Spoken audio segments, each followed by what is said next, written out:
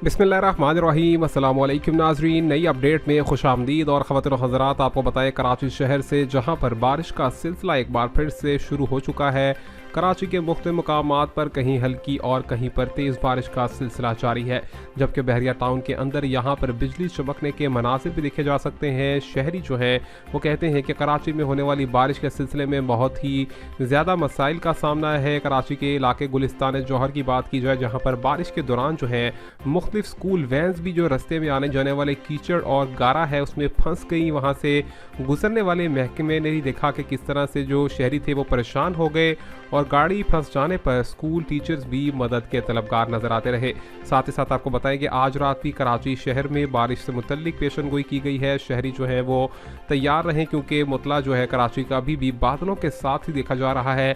बताया गया है कि अगले 24 घंटे के दौरान में कराची में मजीद बारिश का इम्कान है। मजीद क्या अपडेट्स होंगी, हमारे साथ जुड़े रहिए। सब्सक्राइब, लाइक और शेयर करना मत भूलिए।